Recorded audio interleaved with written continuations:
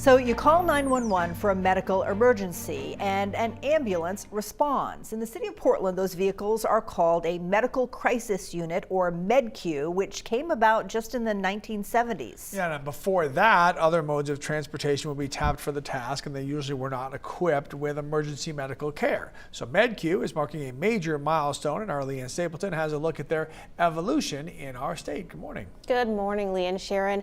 February 18th marked 50 years since MedCu's services were initiated in the city of Portland.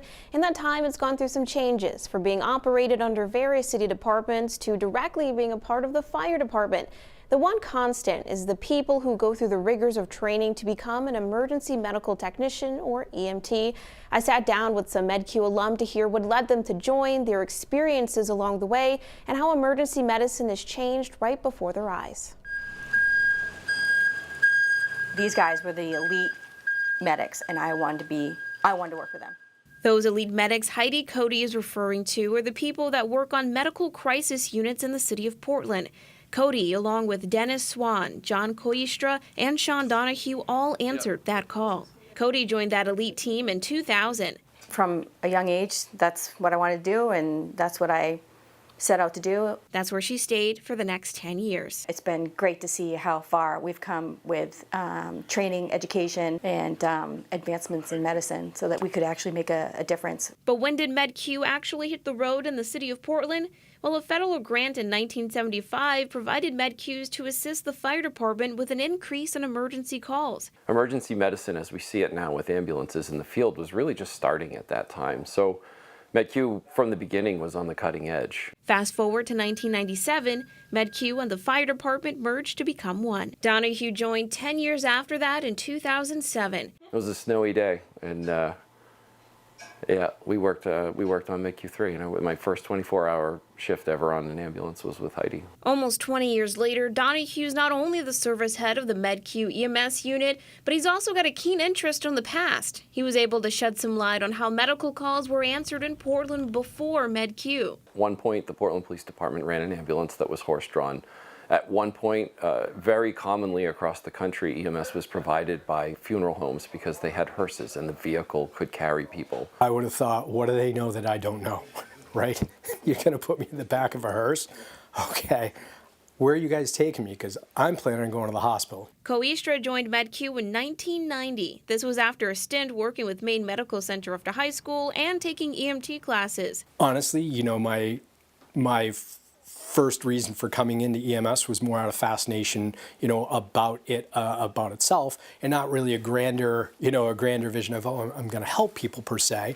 That would just kind of came along. What a character. But when that vision became clear, the excitement, the adrenaline, the never knowing what the next call was going to bring, and all of the different things you get to do as a paramedic. for Swan, who joined in 1994, the passion was always there. I loved it, going to high school and going on rescue calls, and I just decided that I wanted to do something in medicine. After going to college for respiratory therapy and seeing MedCu in action, oh my God, that's what I wanted to really do.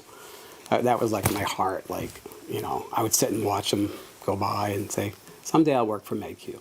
the saying goes, times change and we change with them. Over the years, there have been changes to how MedCu operates and what's on board. We use this when we have to put a tube in somebody's throat when they can't protect their own airway.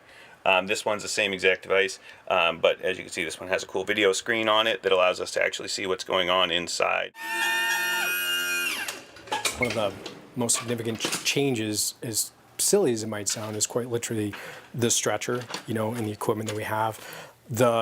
Historically, the number one cause of injury in dealing with EMS patients is lifting and or moving them. So this is the auto loader. So what it does is it is a powered stretcher, so that we don't have to hold the stretcher up while we're pulling someone out. Emergency medicine continues to evolve. The very first drug box, the medications that we carried on MedCu, was in 1979.